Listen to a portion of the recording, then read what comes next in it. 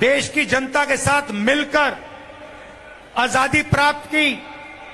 लोकतंत्र लाए और संविधान देश को दिलवाया।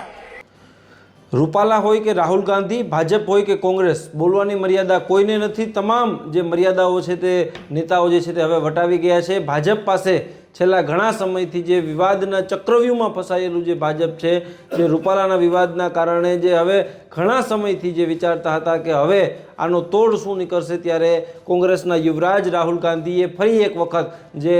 મહારાજા ઉપર ટિપ્પણી કરી અને જે ભાજપને જે છે તે કાઉન્ટર હથિયાર આપી દીધું હોય તેવું અત્યારે હાલ લાગી રહ્યું છે। નમસ્કાર, આપની સાથે હું છું અર્જુન।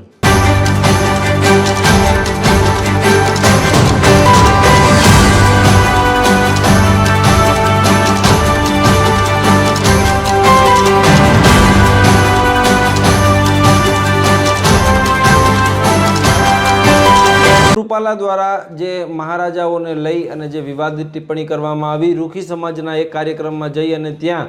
મહારાજાઓને લઈને ટિપ્પણી કરવામાં આવી કે મહારાજાઓ દ્વારા જે અંગ્રેજો સામે તેઓ ઝૂક્યા અને રોટી બેટીના વ્યવહાર કર્યા, ત્યારબાદ તે નિવેદનને લઈ અને જે સમગ્ર વિવાદ જે છે તે છેડાયો હતો અને તે વિવાદ જે છે તેને આંદોલનનું સ્વરૂપ જે છે તે ધારણ કરી લીધું। ત્યારબાદ ધીમે ધીમે જે ક્ષત્રિય સમાજ જે છે તે મેદાને ઉતરી ગયો અને તે અત્યારે હાલ વિવાદ માટે જે અત્યારે હાલ તે રૂપાલાની ટિકિટ રદ થાય તે માટેની માંગ કરવામાં આવી। તમામ જે આંદોલન જે છે તે ઉગ્ર બની ગયું અને જે સમગ્ર ગુજરાતમાં જે ક્ષત્રિયો જે રસ્તા પર ઉતરી આવ્યા તેને કારણે લાગતું હતું કે હવે ભાજપ જે છે તે વિવાદના ચક્રવ્યૂહમાં બરાબરની ઘેરાઈ ગઈ છે અને હવે જે ભાજપ પાસે કોઈ રસ્તો જે છે તે બચ્યો નથી। ત્યારે આવતી લોકસભાની ચૂંટણીમાં જે ભાજપને જે છે તે મોટા પાયે નુકસાન થઈ શકે છે। પરંતુ ગઈકાલે જે એક વિડીયો સામે આવ્યો જેમાં કર્ણાટકમાં જે એક સભા દરમિયાન જે કોંગ્રેસના યુવરાજ રાહુલ ગાંધી દ્વારા જે મહારાજાઓને લઈને જે એક ટિપ્પણી કરવામાં આવી, જેને લઈને પણ અત્યારે હાલ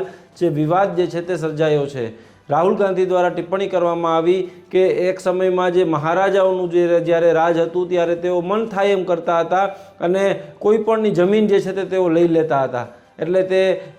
નિવેદનને લઈ અને ગઈકાલે ગુજરાતના ગૃહ રાજ્યમંત્રી જે હર્ષ સંઘવી છે તેમના દ્વારા તે વિડીયો ટ્વીટ કરવામાં આવ્યો અને તેમને કહ્યું કે કદાચ જે કોંગ્રેસના યુવરાજ રાહુલ ગાંધી જે છે તે ભૂલી ગયા છે,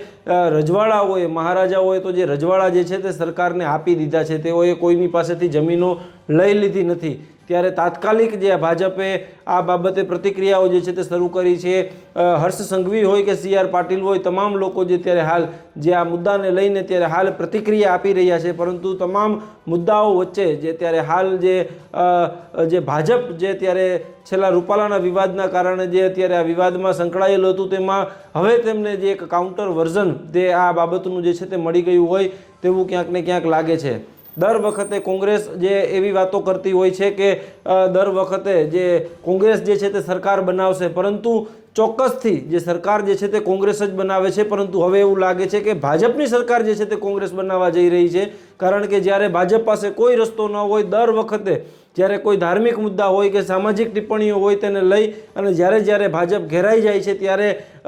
જે કોંગ્રેસ દ્વારા જે છે તે આ પ્રકારની જે ટિપ્પણી કરી અને તેને જે છટકબારી જે છે તે આપવામાં આવતી હોય છે, તેમનું કાઉન્ટર હથિયાર જે છે તે ગઈકાલે રાહુલ ગાંધીએ જે તૈયાર કર્યું હોય તેને લઈને ત્યારે હાલ તેવું લાગી રહ્યું છે। પરંતુ હાલ મુદ્દો જે માત્ર ક્ષત્રિય સમાજ વચ્ચેનો જે છે તે અત્યારે હાલ રૂપાલાની ટિપ્પણીને લઈ અને જે ક્ષત્રિય સમાજ જે રોષે ભરાયો છે તો તે ટિપ્પણીને લઈ અને ત્યારે